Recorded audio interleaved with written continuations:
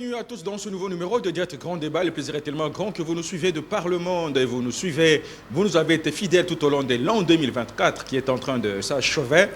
La confiance que vous nous avez accordée, nous le méritons et vous le méritez aussi de notre part. Merci. Direct Grand Débat, nous recevons les grandes figures. Ce jour, nous recevons M. Évariste Osamalo Ngende. Il est président de la délégation syndicale au ministère de l'intégration régionale. Avec lui, nous allons parler des réalités dans ce ministère, les conditions socio-professionnelles des agents et cadres de ce ministère de l'intégration régionale, mais également du rôle de ce ministère par rapport à la situation dans l'Est de la RDC. Il est déjà avec nous. Monsieur Évariste Osamalo, bienvenue et merci d'avoir répondu à notre invitation. Merci beaucoup, Monsieur Joseph. Et je tiens d'abord à vous remercier pour l'invitation que vous m'aviez adressée. Et ça fait un peu un bon moment. Aujourd'hui, vous avez préféré me recevoir dans votre plateau. Pour moi, vraiment, c'est un plaisir et je tiens à vous remercier pour cette invitation. Et moi aussi, je vous remercie pour votre disponibilité. Merci. Alors, vous êtes président de la délégation syndicale au ministère de l'intégration régionale avec le ministre Didier Manzenga. Tout à fait. Comment se porte le ministère de l'intégration régionale Moi, dans un tableau général et généraliste? Ce qui est vrai, le ministère de l'intégration régionale se porte bien. Ça se porte bien, c'est puisque, et comme vous l'avez dit juste à l'introduction de votre émission, que le ministère de l'intégration régionale, c'est un ministère en quelque sorte phare pour l'instant, avec toute la situation que notre pays est en train de connaître. Donc c'est un ministère qui a une lourde responsabilité. Mais malgré cette lourde responsabilité, à un certain moment, on essaie un peu de nous dépasser pour rendre ce qu'il nous faut, ou bien ce qu'il faut à l'État, compte tenu de ce que cet État nous demande.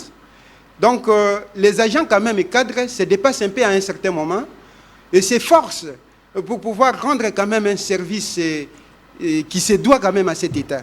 Alors, l'année quand même vient de passer. Nous sommes déjà à la fin de l'année, le mois de décembre. Et comme vous l'avez toujours aimé nous recevoir beaucoup plus à la fin de l'année, c'est peut-être aussi pour faire un bilan de ce qui s'est passé durant... Mais aussi des projections. Tout à fait, tout à fait. Alors en termes de bilan 2024, vous le connaissez ministère de l'intégration régionale, les agents sourient, oui, se réjouissent, applaudissent ou grincement des dents? Non, ce qui est vrai, on ne peut pas dire que les agents sont totalement contents. Mais vous estimez à combien? Oui. À 30%? Non, non, mais vous connaissez qu'aucune œuvre humaine n'a jamais été parfaite et qu'on ne peut pas dire que nous sommes vraiment satisfaits à 100%. Mais ce qui est vrai, il y a quand même de certains faits que nous allons évoquer ici et qui peut justifier quand même l'aisance de ces agents par rapport à ce qu'ils ont obtenu. Par exemple? Vous connaissez bien que chaque année, nous qui sommes représentants des agents, nous élaborons un cahier de charges.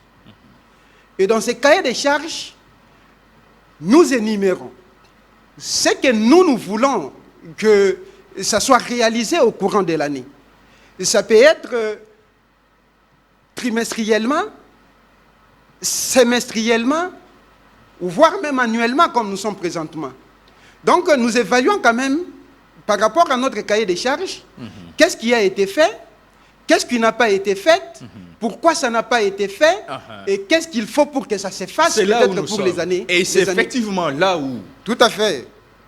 Et là maintenant... Selon votre cahier de charges, ouais, annuel, qu'est-ce qui devait être fait, qui est fait? D'abord la première question. Qu'est-ce qui devait être fait, conformément à ce cahier de charges, qui est fait pour cette année 2024? D'abord, il y a la plus grande chose qui rend vraiment un grand sourire à tous les agents de l'intégration régionale, maintenant ou présentement où je vous parle, c'est d'abord la validation de leur cadre organique. Vous comprenez qu'il a été difficile dans une administration comme l'administration de l'intégration régionale. Une administration phare qui parle vraiment et qui traite de tous les dossiers et a trait à l'intégration de notre région africaine. De la sous-région, oui. Vous comprenez, nous traitons les histoires des SADC, CAC, EAC, tout ça. C'est au niveau de l'intégration régionale. Alors ça ne se justifierait pas qu'une administration pareille puisse juste avoir 2 directions de métiers. Il a fallu quand même qu'il y ait une certaine innovation, un certain élargissement de leur cadre organique, et c'est ce qui a été fait, que nous sommes passés de 2 directions de métiers à 8 directions de métiers. Et en élargissant un cadre organique de cette façon, ça permet que ce cadre organique puisse désengorger cette situation de haine des agents qui n'avaient pas de bureau, sans fonction. Tout le monde maintenant est censé se retrouver dans un bureau, dans une direction où il peut faire aisément son travail. Et puis de 2, dans l'élargissement toujours de ces cadres organiques, je peux peut-être des fois vous surprendre, il y a eu encore quelque chose vraiment d'innovatrice. Au-delà des directions des métiers, ce cadre organique s'est élargi maintenant en ayant des antennes au niveau provincial. Donc, on a essayé un peu de réfléchir avec une vision managériale des autorités qui dirigent allant du cabinet jusqu'au niveau du secrétariat général. Ils ont impulsé une vision et ils ont jugé bon que l'on puisse avoir des antennes au niveau provincial. Et ces antennes au niveau provincial, c'est pour essayer de pérenniser les actions que, aujourd'hui, par exemple, une personne qui vit, je peux donner juste un exemple à Maïndombe, ne connaît pas pourquoi la RDC a adhéré à l'EAC, par exemple, à la SADC, ou bien soit au COMESA. Ils ne connaissent pas. Alors, en ayant une antenne provinciale au niveau de ces différentes provinces frontalières de la RDC, ça peut permettre que ces communs de mortels qui vivent dans des provinces frontalières comprennent que si la RDC a adhéré à telle organisation, c'est puisque nous pouvons tirer tel avantage. Ceci peut maintenant nous aider à nous intégrer avec d'autres pays dans tel domaine, dans tel domaine, dans tel domaine. Nous pouvons collaborer avec nos pays voisins dans des domaines, par exemple, culturels, dans les domaines, par exemple, sportifs, dans les domaines, par exemple, des échanges économiques, dans les zones avantages de circulation des biens, et des services. Vous voyez que dans tout ça, ça permet quand même qu'il y ait une certaine pérennisation des actions de l'intégration régionale au niveau provincial. Donc, c'est un peu ça. Et cela ne suffit pas. On a réfléchi aussi qu'en installant des antennes provinciales, ça peut permettre aussi que tout chef d'antenne qui sera envoyé à province puisse avoir une collaboration directe avec le gouverneur de province pour faire des projets intégrateurs. Vous connaissez par exemple aujourd'hui avec la zone, je vais dire, la ZLECAF. Avec la ZLECAF. La zone économique de libre-échange. Tout à fait. Qu'est-ce que la République démocratique du Congo? Les provinces frontalières peuvent saisir et proposer comme projet, essayer aussi de tirer des dividendes par rapport à ce tel genre d'adhésion de la République démocratique du Congo dans ces différentes organisations ou différentes organisations sous-régionales ou régionales. Et c'est dans ce sens que pour les agents, c'était vraiment quelque chose de bon. En ayant ces cadres organiques validés. Et beaucoup seront affectés. Ou bien ce sont les proches des familles. C'est ce que je suis en train de dire. Les proches des familles. Oui, c'est ce que je suis en train de dire, que là, ça tombe au bon moment, puisque tous les agents maintenant viennent d'être affectés. C'est-à-dire que tous les agents, toute personne qui reconnaît qu'il se retrouve au niveau du ministère de l'intégration régionale, aujourd'hui, a une direction, a un bureau et a une division. Et alors? Maintenant, vous avez évoqué quelque chose qui me fait un peu sourire aux lèvres. Les membres des familles, les membres des partis politiques. Bon, vous connaissez toujours que nous, étant que syndicalistes, nous sommes les gardiens du temple. Et vous avez toujours été aussi accusé de rouler pour l'employeur, Bon, pour les comités de gestion, pour le ministre, non, nous, ce sont des contrairement accusations. aux intérêts des Nous, agences ECAD. nous nous sommes déjà habitués à ça. Ce qui est vrai, en quelque sorte, nous sommes déjà vaccinés à ça. Le fait déjà que l'on vous voie en train d'échanger, en train de couler, puisque nous ne sommes pas les ennemis du ministre, non. Nous ne sommes pas les ennemis des secrétaires généraux, non. Nous sommes des partenaires. Et là, étant partenaires, nous pouvons voir là où ça ne va pas. Nous allons tirer une sonnette d'alerte pour dire que non, Excellence, si vous partez dans ce domaine, vous risquerez d'entrer dans un terrain glissant. Non, monsieur le secrétaire général, ici, n'allez pas dans ce domaine. Vous risquerez aussi de vous cogner dans le mur. Et c'est de cette façon que nous sommes en train de collaborer. Mais s'il arrive que nous avons une personne qui nous écoute dans les conseils que nous fournissons Et qui les fait. et qui fait ça au bien et pour l'intérêt des agents, Vous applaudissez. pourquoi Vous avoir des applaudissez. problèmes? Vous applaudissez. Nous n'applaudissons pas.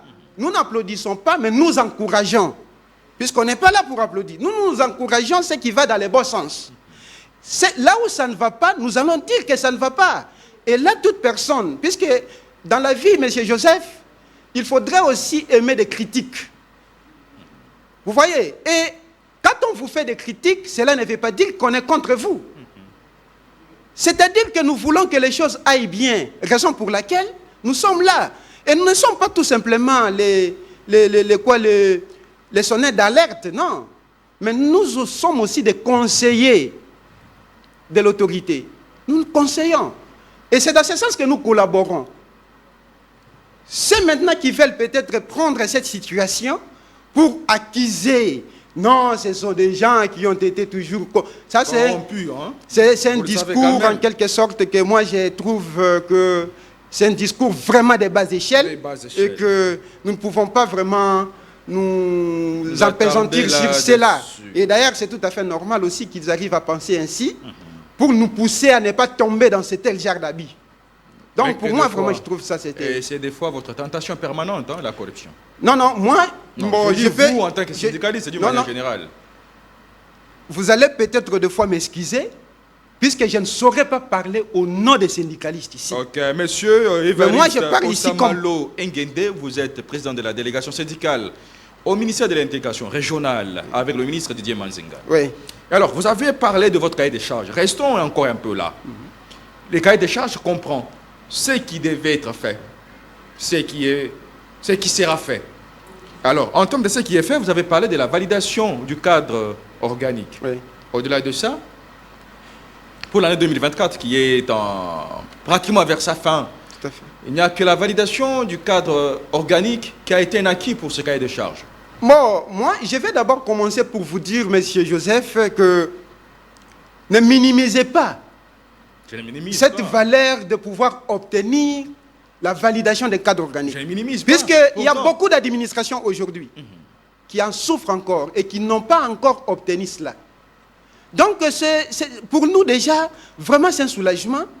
Le fait déjà que l'on ait ça, c'est déjà un acquis. N'est-ce pas? C'est déjà un acquis.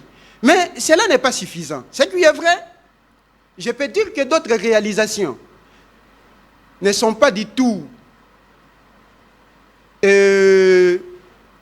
pas concrète, je peux dire ne sont pas du tout vraiment réalisable pour Tout- l'année 2024. à 100%, à 100%, mais quand même. Vous estimez mais quand à même, combien? quand- C'est ça ma question. Non, non, nous, La réalisation, vous estimez à combien? À 30%? bon, Moins de 50%? ce qui est vrai, je peux vous dire que c'est un verre à moitié plein.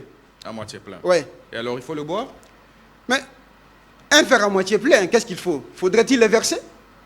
Il faudrait conserver les acquis que nous avions obtenus et continuer toujours à demander pour le reste. Qu'est-ce qui reste? Très bien. Nous avons encore beaucoup à faire au sein de ces ministères.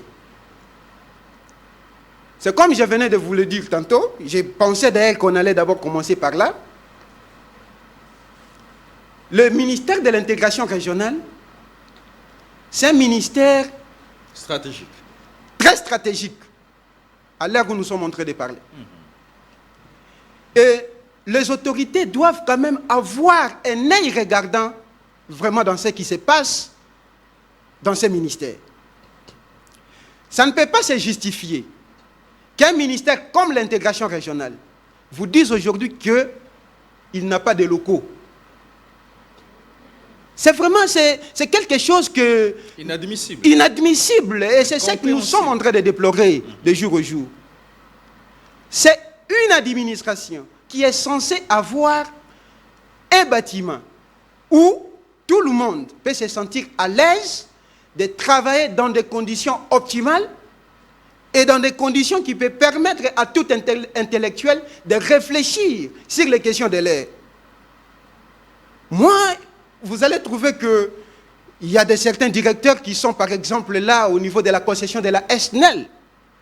Il y a d'autres qui travaillent au niveau de Royal. D'autres, le fait d'être parapillé comme ça, ça ne permet pas à ces autorités de bien traiter les dossiers et de chercher à donner vraiment un résultat escompté par rapport aux enjeux de l'air. Raison pour laquelle il est toutefois normal que les autorités comprennent que nous, au niveau de cette administration, nous avons besoin, par exemple, des locaux. C'est une situation cruciale que vraiment les agents et cadres de cette administration attendent. Et il est vrai qu'avec l'arrivée du ministre Didier Manzenga, que tous les agents ont salué de son arrivée à l'intégration régionale. On l'a accueilli comme un petit messie. Puisque nous connaissons bien que... Il est réellement messie? Il est venu sauver l'administration de l'intégration régionale? Excusez-moi peut-être d'être beaucoup plus flatteur ici dans votre plateau. Non, non. Son arrivée à l'intégration régionale a-t-elle apporté un changement jusque-là? Non, non. Ce qui est vrai, c'est un ministre que les agents attendent beaucoup de lui. Mais qui n'a pas encore... Il n'a pas encore totalisé beaucoup de temps à l'intégration régionale. Ce qui est vrai, il est venu là, à l'intégration régionale. Il était d'abord à l'intégration régionale. Après, le président de la République a jugé bon de lui envoyer au ministère du Tourisme. Et après, par là, le président s'est rendu compte qu'il pouvait venir finir la mission et qu'il avait commencé à l'intégration régionale. Il est revenu à l'intégration régionale. Et alors, quand il est revenu, tous les agents s'entendent que non, ce ministre qui est censé quand même faire quelque chose. Le Messie non, à toute sincérité, je ne m'attends pas du ministre Didier Manzenga quitter l'intégration régionale, c'est que nous ne souhaitons même pas, sans qu'il ne fasse quelque chose qui pourra laisser ses empreintes. Alors, un ministère sans locaux, sans bâtiment, ouais. Le ridicule. Non, non, ne dites pas que c'est le ridicule. Puisque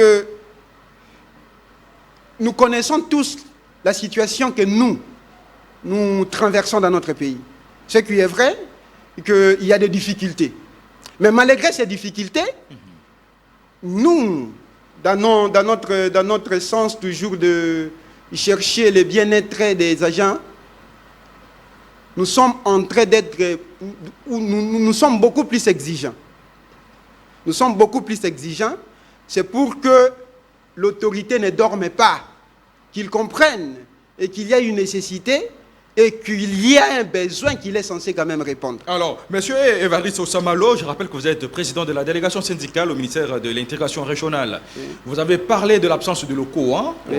Pour ce ministère de l'intégration régionale. Oui. Mais qu'en est-il du traitement du personnel de l'intégration régionale, agents et fonctionnaires? Ça aussi, il y a un problème. Il y a un problème, mais il n'y a pas à se voiler la face dans ça. Monsieur Joseph, vous connaissez que autant ce que font nos militaires au front, autant aussi ce que font les diplomates. Puisque nous sommes dans un secteur diplomatique. Et dans ce secteur diplomatique, l'intégration régionale n'est pas exclue. Il y a vous, il y a les affaires étrangères, il y a la coopération internationale, à la et puis le secrétariat technique à la francophonie. Alors, vous comprenez que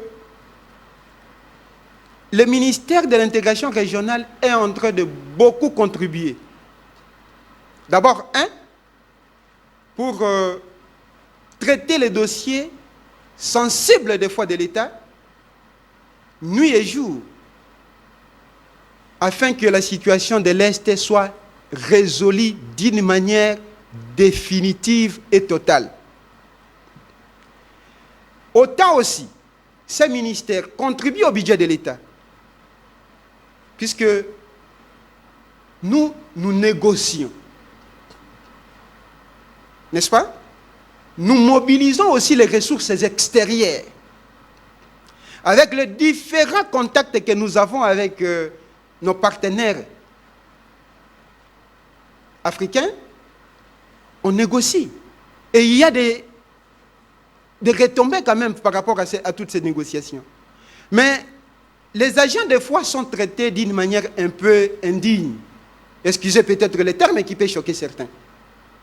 Indigne de quelle façon? Je vais juste, par exemple, vous parler de la situation de notre grille barémique qui a été obtenue depuis 2022. Aujourd'hui, nous sommes à 2024 et pratiquement. Nous glissons vers 2025. Cette grille barémique continue toujours à souffrir d'exécution. Et que, même à l'heure où je vous parle, on a cherché que nous obtenions la paix complémentaire par rapport au retard que ce dossier a pris au niveau du budget et au niveau du finance. Il a fallu que nous puissions des fois aller de pression à pression pour que nous obtenions cela. Ce qui n'est pas du tout fameux. Et ce que nous ne souhaitons. Nous sommes arrivés jusqu'à tel point de prendre certaines décisions qui nous faisaient mal, qui nous pénalisaient nous-mêmes, mais devant les évidences, on était obligé de les faire juste pour chercher l'intérêt des agents et cadres. Et donc, dans des situations pareilles, nous ne voulons plus et que ça puisse revenir. Normalement, nous sommes censés à un certain moment comprendre et dire que ça suffit. Voyons les choses et que ce n'est pas par des revendications et que l'on va toujours arriver aux solutions. Mais des fois, nous pouvons anticiper ces revendications par des solutions intermédiaires. Et là, je vous dis que, en faisant cela, nous avions remercié le vice-premier ministre, ministre de la fonction publique, Jean-Pierre Liaou. Et quand il a suivi et que le secteur diplomatique avait un problème, aussitôt écouté, il s'est dépêché pour proposer des solutions. Et ces solutions, parmi ces solutions, c'était que l'on voie comment, ne serait-ce que payer par palier cette grille barémique afin que nous arrivions à l'empirer. Et ce qui a été fait, malheureusement, jusque-là, ça traîne encore au niveau de la Banque centrale. La Banque centrale peine encore à liquider tous les fonds. Et là, nous sommes en train de plaider aussi pour que le ministre comprenne et voient comment ils peuvent s'impliquer à leur niveau pour que ces agents qui travaillent nuit et jour et qui traitent des dossiers sensibles aient aussi quelque chose de consistant qui peut quand même répondre à leurs besoins. Alors, Évariste Osamalo Nguende, je rappelle que vous êtes président de la délégation syndicale du ministère de l'intégration régionale. Vous êtes l'invité. Nous allons devoir nous séparer d'avec vous, les temps étant tellement précieux. Oh, tout à l'heure, on n'a même pas encore fait... Alors, moi, je pensais qu'on a encore un peu de temps, puisqu'il y a encore beaucoup de choses où on peut dire. Chez vous, qu'est-ce qui se passe avec les secrétaires généraux à l'intégration régionale? Serait-il dans les collimateurs? Qu'est-ce qui se passe réellement? Non, ce qui est vrai, M. Joseph, le secrétaire général, Donatien Songo Kayumba, il n'est pas une personne qui... C'est comme un chevet. Je peux dire quoi? Il n'est pas quelqu'un qui vient de quelque part, non. C'est un fils maison. Le secrétaire général Songo a travaillé dans cette administration de l'intégration régionale quand cette administration avait encore un bureau avec le secrétaire général et quelques agents. Et il est parmi les premiers fonctionnaires qui sont arrivés dans ce ministère. Donc, il a travaillé dans ce ministère ou dans cette administration, voudrais-je dire, ça fait déjà très longtemps. Donc, c'est une personne qui maîtrise quand même les dossiers allant de la jeunesse de l'administration jusqu'à aujourd'hui, là où nous sommes. Donc, pour nous, nous sommes en train de le considérer comme une personne ressource vraiment de cette administration. Alors, qu'est-ce qui se passe? Vous connaissez que dans une société humaine, les difficultés ne manquent pas. Il y a toujours certaines personnes, des fois, qui peuvent juger la personne à tort ou à raison. Et nous, dans notre rôle, nous sommes censés écouter tout le monde. Écouter tout le monde. Il n'y a rien qui se passe de grave à l'intégration régionale. Il n'y a que peut-être quelques personnes. Je peux vous dire même, mais ils ne sont même pas 20. Si c'est trop, c'est 10 personnes. Si c'est trop, je dis bien, c'est 10 personnes. Qu'est-ce qui est reproché au secrétaire général? Concrètement, c'est quoi les dossiers au fait où le secrétaire général serait sur une chaise éjectable?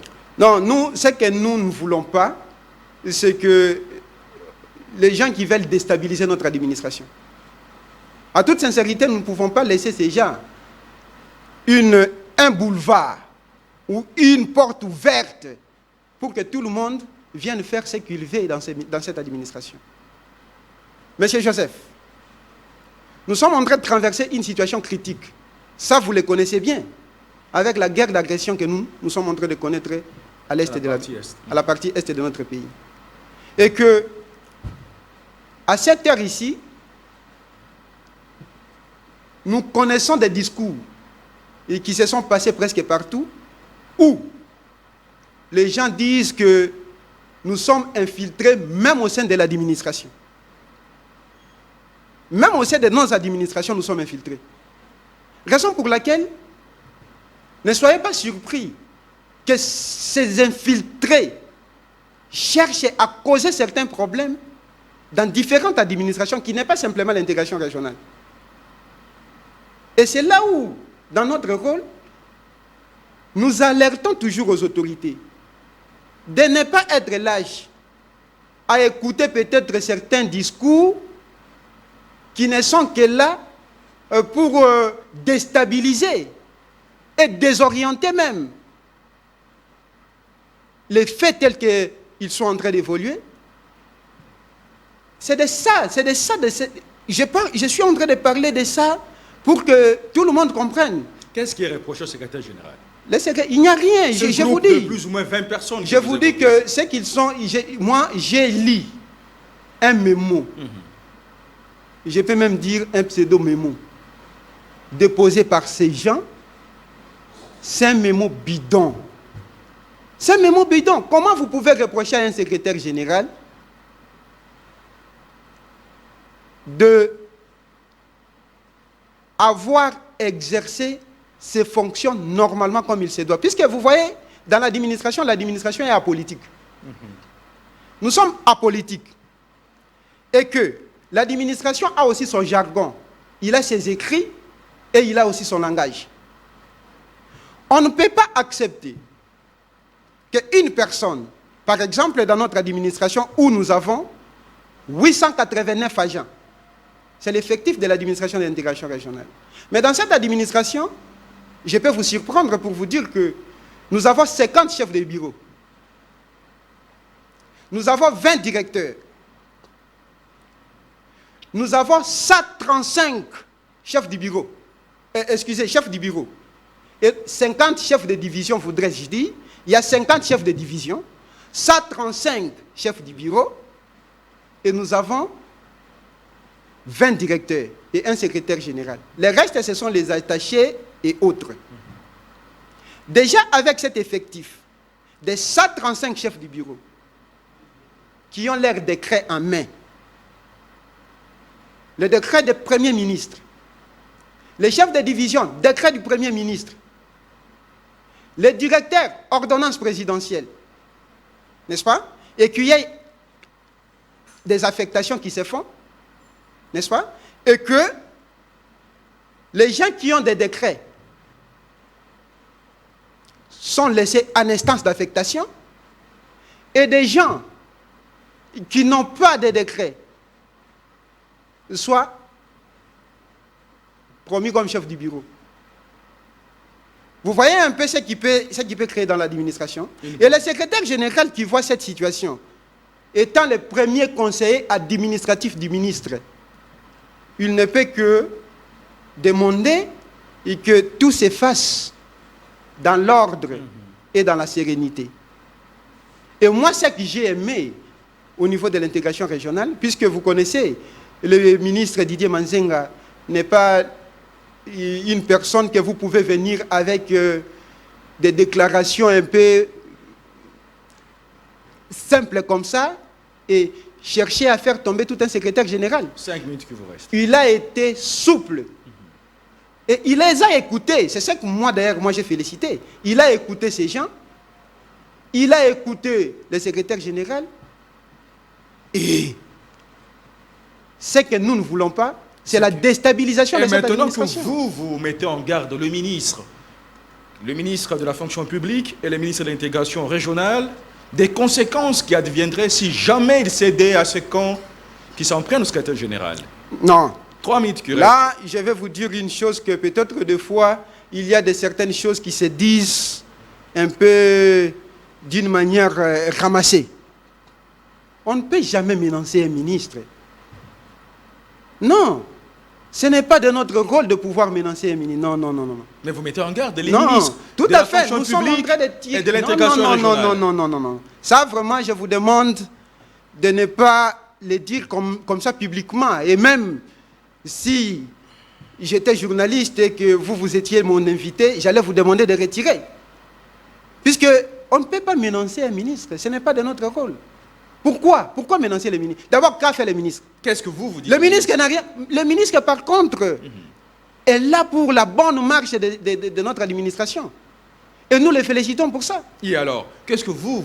Nous sommes en train juste de demander que tout se fasse dans l'ordre. Puisque vous connaissez, M. Joseph, dans toute œuvre humaine, il y a toujours un peu d'incohérences qui peuvent arriver. N'est-ce pas? Puisqu'on a toujours dit que l'erreur est humaine. Mais persister dans cette erreur, c'est ce qui est diabolique. Et que on peut vous accuser aujourd'hui à tort. Ce n'est même pas vous, des fois, qui êtes auteur de ce qu'on vous accuse. Mais des fois, ce sont des petits collaborateurs un peu qui peuvent chercher à faire certaines choses, des fois, qui ne peuvent même pas être responsables de... Vous interpellez les ministres de la fonction publique et de l'intégration régionale. Que dites-vous pour nous séparer d'avec vous? Non, non, là... 3 minutes qui vous restent. À toute sincérité, M. Joseph, nous, ce que nous voulons, qu'il y ait la stabilité. Puisque même le président de la République le dit. Il veut la stabilité du pays. Si le président de la République veut la stabilité du pays, c'est que il veut aussi la stabilité des institutions. Et s'il veut la stabilité des institutions, c'est qu'il veut aussi la stabilité des administrations. Puisque tout part de l'administration pour monter au cabinet. C'est l'administration qui propose. C'est l'administration qui fait. Et il fait monter ça au niveau du cabinet. D'où, si les administrations sont instables, à toute sincérité, le résultat ne sera pas escompté.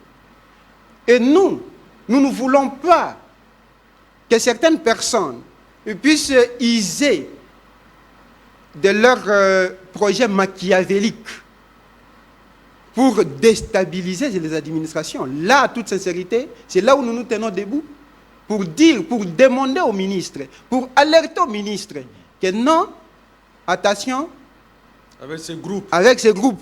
Puisque ce groupe, pour votre information, ils ont fait quelque chose, une cabale de pareil, mais par la suite, la vérité a fini par triompher. C'est laquelle? Le secrétaire général Songo Kayumba était suspendu avec des fausses accusations. N'est-ce pas? Et par la suite, quand on a lu le dossier, on a compris qu'il ne pouvait pas être suspendu. Et ce sont toujours ces mêmes groupes. Il a été réhabilité. Il a été réhabilité. N'est-ce pas? Et après cette réhabilitation, il est en train de continuer à faire son travail. Alors, et maintenant, là, on cherche encore avec des fausses accusations. C'est-à-dire la même méthode qu'ils ont fait. Ils veulent les refaire. Et je vous dis que nous avions beaucoup perdu quand il a été suspendu. Puisqu'on était juste au point d'obtenir un bâtiment où allaient abriter tous les services du ministère de l'intégration régionale. On ne l'a pas pu. Il reprend ses fonctions. Nous sommes encore au point.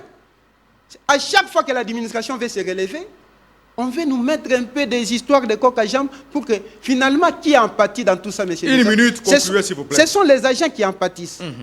En une minute. Pour conclure, comme vous voulez que je puisse conclure, nous, les agents et cadres de l'administration de l'intégration régionale, nous n'avons qu'un seul ministre. C'est le ministre Didier Manzenga. Nous n'avons qu'un secrétaire général. C'est le secrétaire général Songo Kayumba. Nous sommes censés prendre nos responsabilités et travailler, non pas pour nos propres intérêts, mais pour l'intérêt de toute l'administration et pour des générations futures. Ne soyons pas beaucoup plus chercher les intérêts personnels, non. Ces intérêts personnels, même nous ne gagnons rien de ça. Mais nous voulons que tous, nous puissions converger, nous puissions travailler dans l'unité, parler le même langage, voir ce qui peut faire en sorte que notre administration aille de l'avant. À toute sincérité et à toute honnêteté, nous sommes en train de demander aux agents et cadres d'être calmes, de ne pas écouter tout ce qui est en train de se dire dans le couloir, mais plutôt de focaliser les esprits et leur intelligence dans l'évolution et le bien-être de notre administration, puisque retenons toujours et retenons-les que l'administration est apolitique. Merci beaucoup. Merci beaucoup. Monsieur Évariste Osamalo Nguende, merci d'être venu. Je vous remercie très sincèrement pour l'invitation que vous m'aviez lancée. Et j'espère que ce n'est pas la dernière fois. Nos portes seront toujours et qu'on peut toujours revenir sur les dossiers encore, puisque je trouve qu'il y a beaucoup de dossiers encore qui restent. Nous en parlerons que l'on peut encore décortiquer. Merci beaucoup. Monsieur Évariste Osamalo Nguende, je rappelle que vous êtes président de la délégation syndicale au ministère de l'intégration régionale, avec le ministre Didier Manzenga. Merci d'être venu. Il a été l'invité de ce jour. Merci à vous tous qui nous avez suivis. Chez vous, le prochain invité sur vous, à chacun et à vous tous. Excellente suite de nos programmes. À plus, bonne fête de Noël à vous tous et de bonne année.